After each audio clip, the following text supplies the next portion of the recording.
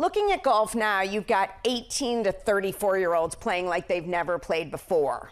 Women, that demographic growing exponentially. So how do you capitalize on this moment in golf? Well, I think with all the programs that the PGA of America does, helps with the retention in the game, helps with the growth of the game. Since the pandemic, when we haven't used the word social distancing in a long time, but where you could get families together, playing the game together, and we've seen this multi-generational growth, getting the parents and grandparents, getting the younger generation into the game. So we've seen that explosion. We have more golfers today than we've ever had in the game. Close to 28 million people in this country are playing the game. 550 million rounds of golf were played last year. And all eyes, of course, will be on the Ryder Cup and Bethpage Black. This really gives you a good opportunity to show what you can do at the PGA of America. PGA America, of course, that represents the teaching golf professionals. You are in charge of the Ryder Cup. You own and operate it. You own and operate PGA championships as well. So talk about how you can really expand your global footprint in a somewhat divided golf world. Right, well, again, the difference between the PGA Tour and the PGA of America is we own majors on every tour. We have a KPMG Women's PGA Championship, the Senior PGA Championship, the PGA Championship for the men, and of course the Ryder Cup being played sort of in the backyard here of New York City. So really, when you look at that, and the Ryder Cup really is the global event, if you will, with Europe against the Americans here. And that really, when we look at the economic impact that the Ryder Cup will be this year, we have 260 corporate partners. 30 of those are global from around the world, where you normally don't see that at any of the other championships. And you've been to 9 of them, 9 Right. Ryder Cups. So Right. Can you talk a little bit about that, how you're seeing more of that global footprint there? Well, I think, when you look at the European team that was just announced on Monday, we see those faces every week, playing the regular tour. We see them in our majors, and of course we'll see them at the Ryder Cup. So, yeah, exactly. Those, the global impact of those players playing around the globe, it just helps grow the game globally. And economically, what do you expect to see, especially in this area? Well, I think, this will generate close to $200 million economic impact just in this 1 week here. They're building a small city at a Bethpage Black there. And this is an incredible stat. We had 500,000 people pre-register to get tickets for the Ryder Cup. Just to show you the unprecedented demand for this event. We had over 30,000 people apply to be a volunteer at this year's Ryder Cup. And we put, close to 4,000 people to work building this small city out there. So it's a huge economic impact. Golf is a $102 billion a year industry, and the PGA of America is doing its part, especially with the Ryder Cup. I want to talk economically about the changes that you've seen. Again, you've done 9 Ryder Cups up until now. I want to talk about the differences you've seen in terms of what people are willing to spend, the global aspect of the entire thing and the fan experience. Well, I think corporate America and fans alike love live sporting events. That's what we're sort of in the business with our 4 spectator championships. And the corporate environment, their clients and their employees want to have those, sort of experiences that you can't find anywhere else. Attending a Ryder Cup, attending a PGA Championship, one of our majors really provides an experience for those corporate partners and their clientele. So we're on the right path. It's been booming. I've been involved for a number of years now, as you mentioned, and the product has changed a little bit. We have triple deckers, so we have 3-story high tents and out of Bethpage and 2-story venues there as well. 74,000 square feet of retail. I mean, it's really an incredible city that they're building out there. We frequently talked about the changes that you see in the game of golf. Largely the biggest one, of course, is the LIV Tour. Now, while your tour is different than the tour that represents the elite pros, what do you see the trajectory of this? Well, I think it's, again, we're 2 different organizations. The PGA of America has allowed the LIV players to play in our major championships in the Ryder Cup.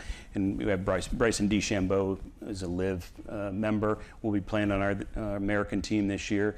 But yeah, I think it's shed a lot of light on the elite sport in the game, and I think that's helped put a lot of eyeballs on golf. I think it's helping the retention rate, and certainly these pros have benefited for large purses. That has put some focus on the associations and the PGA Tour and the partners, the corporate partners coming up with these large purses. So, but I think again, overall, it's great to include the live players in our championships, because the golf consumer wants to see the best players in the world, and they can do that at the PGA Championship and this year's Ryder Cup. So in that aspect, you're seeing them play together in certain tournaments, and the bigger names of golf are in both. Eventually, do you think that they merge? If you had to pull your crystal ball out, where do you see this going? Yeah, I mean, that'd be more of a question for the tour, but I think it's too early to tell. I mean, there's been a lot of chatter that there probably won't be any reconciliation, but I think that's okay. I think now we got a new CEO at the PGA Tour that I've already met, Brian Rolap, and he's my counterpart, and we've already been talking about ways to make sure that we strengthen the game at the elite level. So it'll be good to work with him. Golf has gotten more popular of late because you see younger players, they're taking a more casual approach to this. You see them on the social media. Now, you represent tour pros from across the country, many that have been in the game for a really long time. So how do you marry the more traditional base and what we're seeing right now in the change? Well, again, like I said earlier, I think, the pandemic did a lot for people to take up the game. There wasn't a lot going on. Golf was viewed as a safe sport. The PGA of America actually did a lot of work with the White House to get golf to be able to be played during that time. And I think we're seeing the fruits of that labor of getting those people to play. And that young demographic, I think most business executives would say when they get attached to something, they're all in. It's not like they're just going to flirt with a sport for a couple days or a couple weeks. When they're all in and they make the decision to play our sport, golf, they're all in. And our PGA professionals are the best in coaching. They're teaching them how to play the game better, whether it's individual lessons or group lessons. And then we have great programs like PGA Junior League. We'll have some PGA Junior Leagues out there in the uniforms at the Ryder Cup. And some of the Ryder Cup team, how cool is this?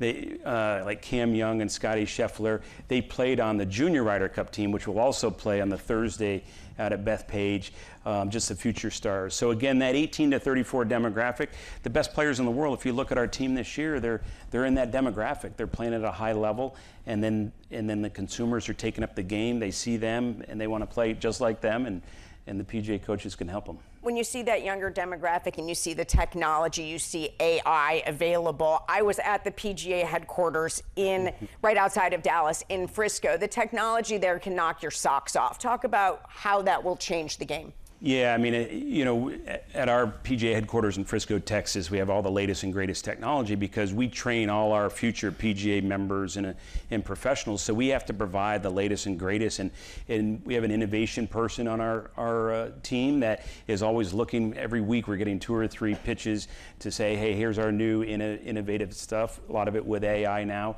And whether it's launch monitors or technology to improve your putting stroke, it's all starting to be infused with AI. So we're staying on top of that. We're making sure that we're training our associates with the state-of-the-art technology.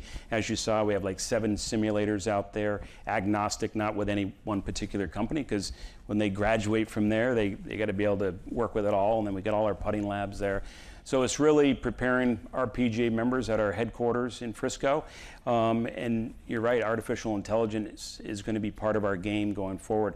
Our PGA professionals probably be using their smartphones to track your shots and speed and spin rates and all that. So it's coming down the pipe fast. How do you think technology is really changing the game? Well, I think, this younger generation, a lot of them played video games and they love technology. And I think, I've heard so many times where people say, well, I played golf, in my living room, but now I'm playing on the golf course. And I think it's transitioning over. They love the gadgets and it just gets them to consume the game so much. And I see so many people now, you're wearing yardage rangefinders on your wrist, how far away am I to the hole and stuff like that. So technology really, I think, has helped retain golfers and sort of made it cool for them to be part of the game. It's not your traditional sport anymore. It's more of a fun and technology-infused sport. When you look at the game of golf and the media landscape now, there's so many different ways to consume any type of sport that you really want to see. And you're seeing with certain teams, they have their own network now. What is the future of that with the game of golf? Yeah, I think, that's I think what makes the Ryder Cup so unique is a team sport, and then we've seen at the college level, and then you go all the way down to our PGA Junior League.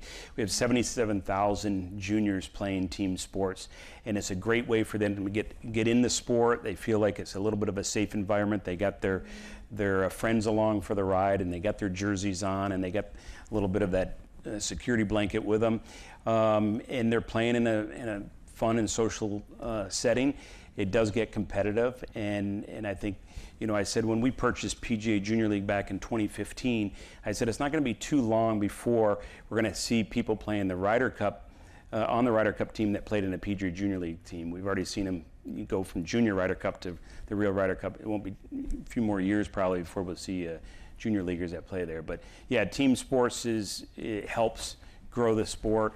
We play, this sport is played with foursomes generally speaking. So again, to have that social nature is something fun to do. And we talked about technology, but I think one of the beauties of the sport is getting away from that technology, maybe for a period of time, to just get out there in the beautiful environment, enjoy the views and the golf courses, and get away from the office and technology for a little bit. Well, when you look at the technology, when you see, obviously you can see in your office, I assure you, you can see everything right and wrong with your swing.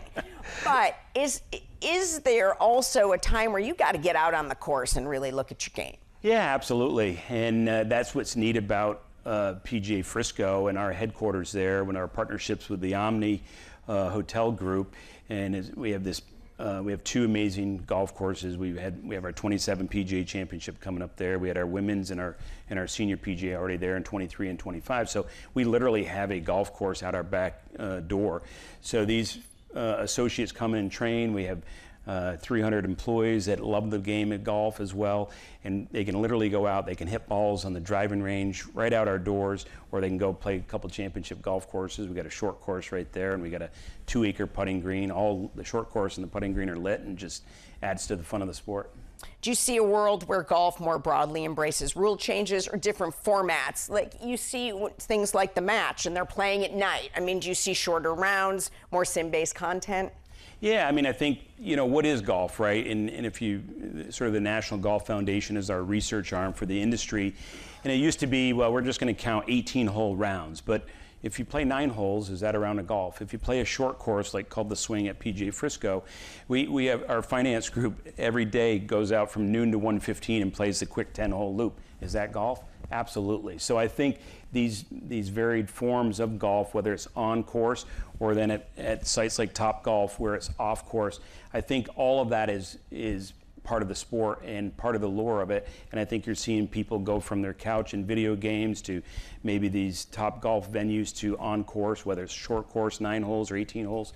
So yeah, it's all golf, and we're helping develop all that in many aspects. In an era where we are seeing more and more private equity in sports, what kind of pools do you think golf should be looking at to increase revenue? Well, I think, certainly with great assets like the Ryder Cup and PGA Championship and our other majors, the seniors and the women's, private equity is getting in all types of sports right now. SSG just got involved with the PGA Tour a little over a year ago.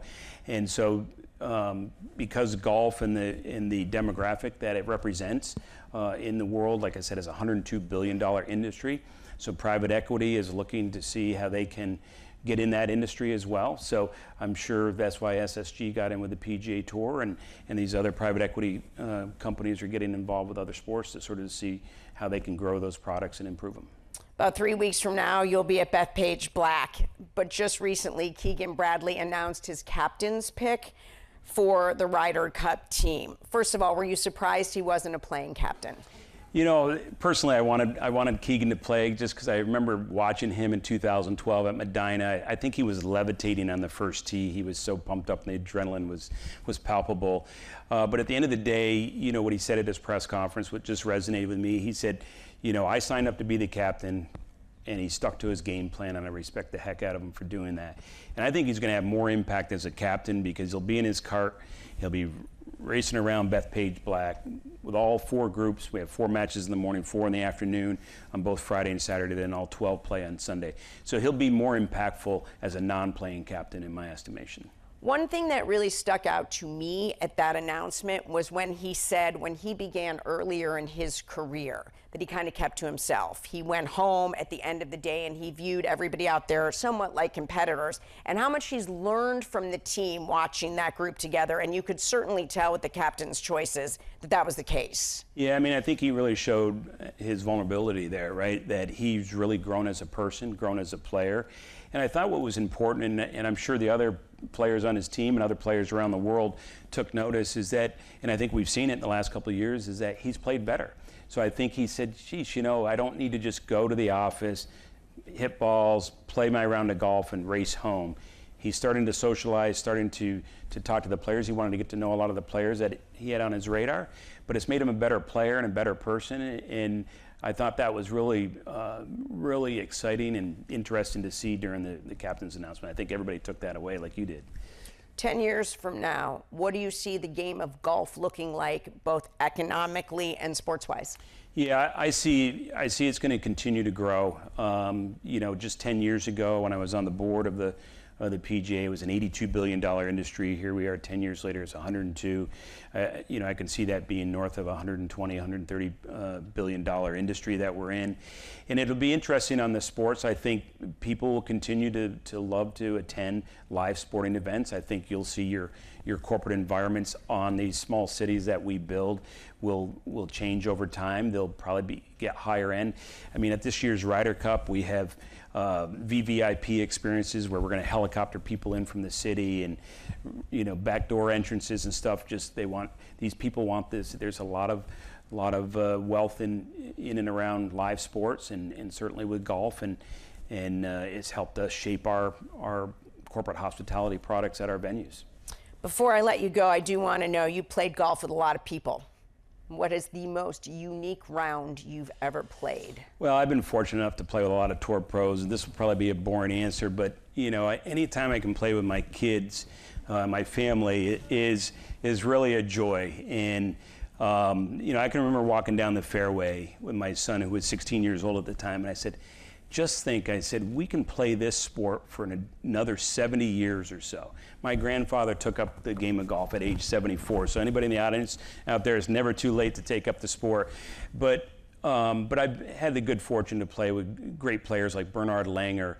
When you talk about longevity, right? And that guy's in his mid-60s, I think, and can play as good as the best players in the world. And he is so disciplined in his workouts, in his game of golf, but also with his family and his faith and stuff. And I can just remember when I played with him, just in awe, say, I mean, this guy he's like, you know, he's German, so I said, he's just like a German automobile, finely tuned, finely engineered, and he was just a joy to play with, and such a gentleman that I really remember that round of golf with him.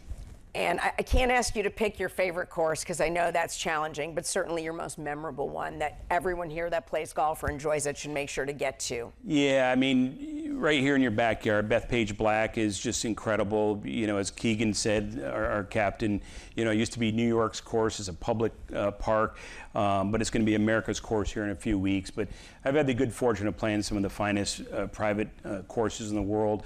I love playing. I played Cypress Point, you know, hearing the ocean crashing in and the seals barking on the rocks out there was memorable because they have a lot of inland holes as well. So you go from hearing the ocean to very peaceful and then ending near the ocean. That was pretty memorable.